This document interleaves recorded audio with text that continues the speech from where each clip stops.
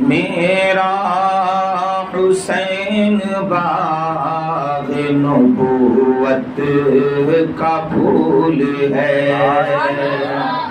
حیدر کی اس میں جان ہے، خون بطول ہے، ایسی عظیم ذات ہے مولا حسین کی، ایسی عظیم ذات ہے مولا حسین کی،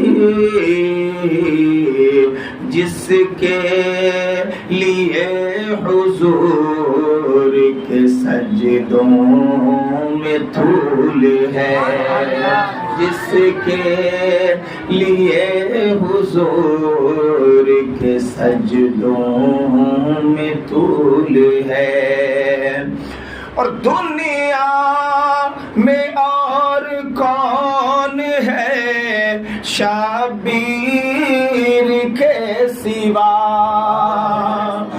دنیا میں اور کون ہے شبیر کے سوا، ایسا سوار جس کی سواری رسول ہے، ایسا سوار جس کی سواری رسول ہے، میرا حسین باغ نبوت کا پھول ہے، اور جس کے لیے یزید نے اتنے ستم کیے، جس کے لیے یزید نے اتنے ستم کیے، وہ تاج تو حسین کے قدموں کی دھول ہے، وہ تاج نعرے تکبیر، نعرے رسالت، نعرے اعلی حضرت، نعرے شہدائے کرب و بلا، نعرے تکبیر، نعرے رسالت، وہ تاج تو حسین کے قدموں کی دھول ہے، میرا حسین باغ نبوت کا پھول ہے۔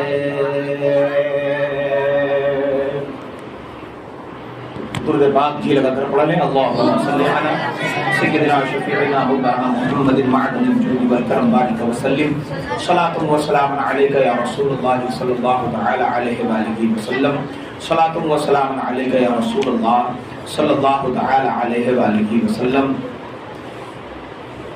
حسین میرا حسین تیرا، حسین میرا حسین تیرا، حسین ان کا حسین ان کا، حسین سب کا، حسین خشکیوں کا، وہ سمندروں کا، وہ تاجوروں کا، حسین گر کربلا میں نہ شہید ہوتا تو آج گھر گھر یزید ہوتا، خدا کے گھر میں اذان نہ ہوتی نبی کی سنت ادا نہ ہوتی، خدا کے گھر میں اذان نہ ہوتی نبی کی سنت عیا نہ ہوتی۔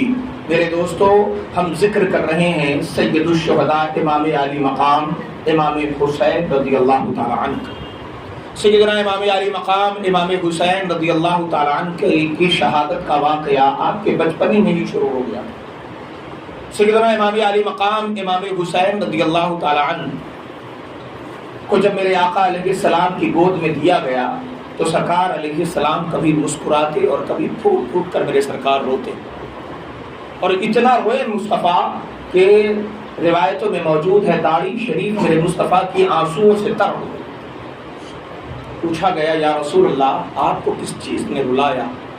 میرے آقا نے ارشاد فرمایا ایک زمانہ آئے گا کہ میری ہی امت کے لوگ میرے اس نواسے کو قتل کر دیں گے۔ ایک روایت میں موجود ہے سرکار نے فرمایا قد استشهد فی الارض نجف، میرا یہ شہزادہ نجف کی زمین پر شہید کیا جائے گا۔ فرمایا جس میدان میں شہید کیا جائے گا اس میدان کو کرب و بلا کہا جاتا ہے۔ حضرت امام علی مقام امام حسین رضی اللہ تعالیٰ عنہ کی شہادت یوں تو بچپنے سے مشہور تھی، لیکن اتنی جلدی وہ وقت آ جائے گا کسی صحابی کو یہ اندازہ نہ تھا۔ امام علی مقام امام حسین رضی اللہ تعالیٰ عنہ کی شہادت کا واقعہ دراصل پیارے آقا علیہ السلام کی وصال پاک سے شروع ہو گیا۔ میرے آقا صلی اللہ تعالی علیہ وآلہ وسلم اس خاکدانی گیتی سے جب تشریف لے گئے تو آپ جانتے ہیں کہ جب کوئی شخص کسی مقصد اور کسی غرض سے اپنا مرکز چھوڑ کر دوسرے مقام پر جاتا ہے تو مقصد پورا ہو جانے اور مطلب حل ہو جانے کے بعد وہ اپنے مرکز اصلی کی طرف واپس ہو جاتا ہے۔ یعنی آپ اپنے وطن سے کہیں باہر نکلے کسی مقصد کے تحت کسی مطلب کے تحت تو آپ جاتے ہیں اور جب کام پورا ہوتا ہے تو پھر مرکز اصلی کی طرف آپ واپس پلٹ آتے ہیں۔ یہ انسان کا مقصد ہے اور ایک انسان کا طریقہ۔ ہمارے اور آپ کے پیارے نبی جناب محمد الرسول اللہ صلی اللہ علیہ وسلم کے دنیا میں تشریف لانے کا مقصد تھا دین اسلام کے احکام خدا کے بندوں تک پہنچانا اور ان کو توحید پرست بنا کر ان کے نفوس کا مکمل تزکیہ فرمانا، خدا پرست بنانا تھا، دل سے وہم کو نکالنا تھا۔ کیونکہ میرے آقا علیہ السلام نے جس وقت اس دنیا میں قدم رنجا فرمایا اس وقت خانہ کعبہ میں 360 بت رکھے تھے، 360 بت تھے۔ ہر خدا الگ الگ کام کا تھا، پانی برسانے والا الگ تھا، بچہ دینے والا الگ تھا، سفر کامیاب کرنے والا الگ تھا، تجارت میں کامیابی دینے والا الگ تھا، مطلب اور جتنے قبیلے تھے ہر قبیلے کا الگ خدا تھا، اور یہ سارے بت خانہ کعبہ میں رکھے تھے۔ میرے آقا صلی اللہ علیہ وسلم نے دین اسلام کا پیغام پہنچایا اور وہ لوگ خدا کے وہ بندے جو خدا کو چھوڑ کر 360 بتوں کی پرستش میں لگے پڑے تھے۔ ہمارے ملک میں تو عجیب نظام ہے، آپ جانتے ہیں نا، 33,000 کروڑ سے زیادہ خدا ہیں لوگوں کے۔ شکر ہے میرے رب کا کہ اس نے ہمیں ایسا حبیب عطا فرمایا، ایسا پیشوا دیا کہ جس پیشوا نے ہمیں ایک کتاب عطا کی، جس کتاب کا نام قرآن مقدس ہے۔ وہ کتاب مکمل دستور حیات ہے انسانی زندگی کے لیے۔ وہ کتاب نہ صرف ہدایت ہے بلکہ وہ کتاب مخزن علم بھی ہے، مخزن کرامت بھی ہے، مخزن تجارت بھی ہے، مخزن تہذیب بھی ہے۔ وہ کتاب دنیا کے ہر علم کا خزانہ ہے۔ یوں کہیے کہ آج چاند پر کمندے ڈالنے کا خواب دیکھنے والے لوگ جو چاند کے سفر کے دعوے دار ہیں، انہوں نے اپنے گھر یا اپنے خاندان کی کتاب سے پڑھ کر یہ سفر شروع نہ کیا، انہوں نے جو یہ سفر اختیار کیا ہے وہ بھی قرآن پاک کی تحقیق سے کیا۔ اگر قرآن نے راستہ نہ بتایا ہوتا تو آج یہ چاند پر کمندے ڈالتے نظر نہ آتے۔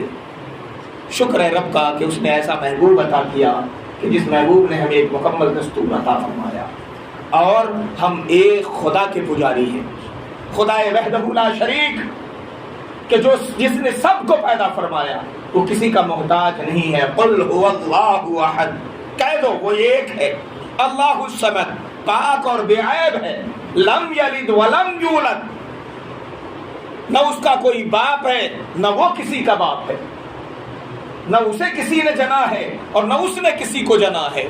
لم یلد ولم یولد ولم یکن لہ کفوا احد، اور وہ ایسا بادشاہ ہے جس کی بادشاہی میں کسی کا کوئی ساجھا نہیں، تنہا ہے، یکتا ہے، یگانہ ہے، بے عیب ہے، بے مثل ہے، بے مثال ہے، منزہ عن العیوب ہے۔ ایسا رب کہ 100 بار قربان جائے، ہزاروں لاکھوں بار قربان جائے۔ اے رب تیری رحمتوں کے صدقے کہ تو نے حبیب عطا فرما کر تجھے اپنی خدا تو نے اپنی ہم سب کو اپنی وحدانیت کی پہچان عطا فرما دی. ہم جانتے ہیں جان جائے گی مگر صرف ایک خدا کی پوجا کرتے ہوئے جائے گی.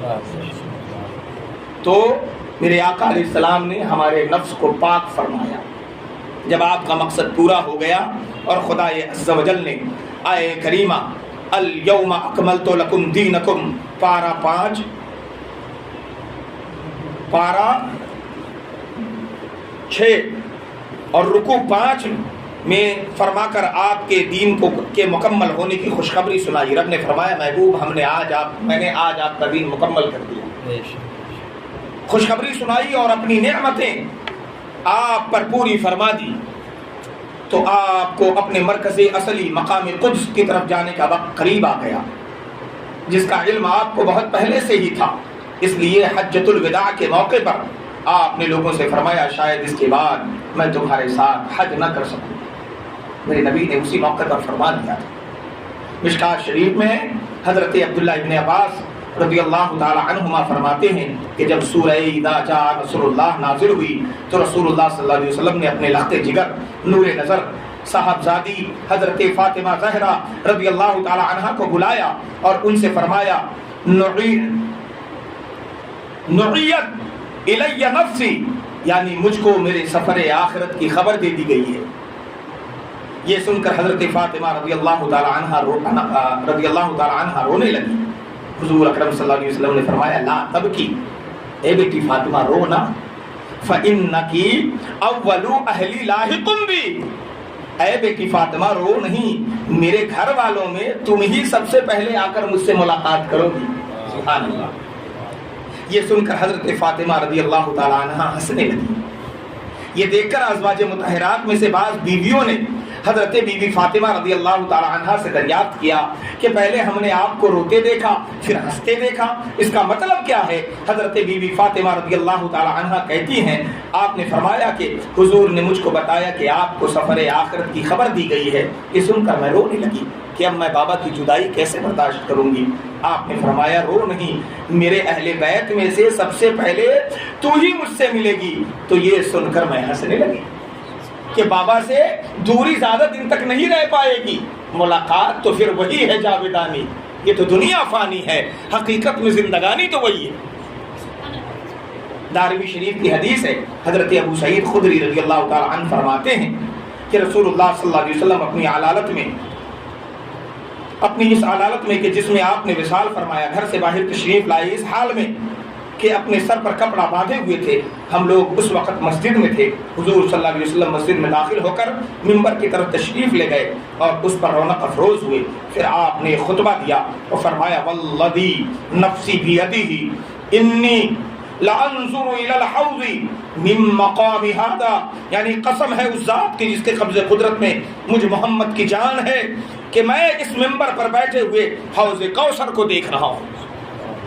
اور پھر فرمایا خدا کا ایک بندہ ہے جس کے سامنے دنیا اور آخرت کی زینت پیش کی گئی مگر اس نے آخرت کو اختیار کر لیا. حضرت ابو سعید خدری رضی اللہ تعالی عنہ کا بیان ہے کہ حضور کے اس ارشاد کو حضرت ابو بکر صدیق رضی اللہ تعالی عنہ کے علاوہ اور کوئی سمجھ ہی نہ سکا. ان کی آنکھوں سے آنسو جاری ہو گئے اور وہ رو پڑے. عرض کیا یا رسول اللہ، ہم اپنے ماں باپ کے ساتھ آپ پر قربان جائیں. صحابہ کرام حضرت ابو بکر صدیق رضی اللہ تعالیٰ عنہ کی اس بات کو سن کر بہت حیران ہوئے، تعجب میں پڑ گئے کہ وہ ایسا کیوں فرما رہے ہیں. یہاں تک کہ بعض لوگوں نے کہا کہ اس بوڑھے کو دیکھو، رسول اللہ صلی اللہ علیہ وسلم تو ایک دن ایک بندے کا حال بیان فرما رہے ہیں کہ جس کو خدائے عز و جل نے دنیا کی تر و تازگی اور آخرت کے درمیان اختیار دیا ہے، اور وہ کہہ رہا ہے اور وہ یہ کہہ رہے ہیں کہ ہم اور ہمارے ماں باپ آپ پر قربان جائیں.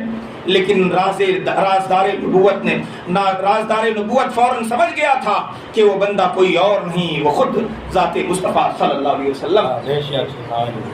اصدق الصادقین سید المتقین، رازدار نبوت پہ لاکھوں سلام. دوستو، بخاری شریف اور مسلم میں حضرت عقبہ بن عامر رضی اللہ تعالیٰ عنہ سے روایت ہے کہ سرکار اقدس صلی اللہ علیہ وسلم نے شہدائے احد پر 8 برس کے بعد نماز جنازہ پڑھی. حضرت ملا علی قاری رحمۃ اللہ تعالیٰ علیہ مرقات میں تحریر فرماتے ہیں کہ یہ حضور صلی اللہ علیہ وسلم یا شہدائے احد کی خصوصیات میں سے ہے کہ آپ نے 8 برس کے بعد ان پر نماز جنازہ پڑھی. گویا آپ زندوں اور مردوں کو رخصت فرما رہے ہیں. شہدائے احد کو اپنی زیارت سے مشرف فرمانے کے بعد لوٹے تو منبر پر رونق افروز ہوئے اور فرمایا میں تم سے پہلے جا رہا ہوں.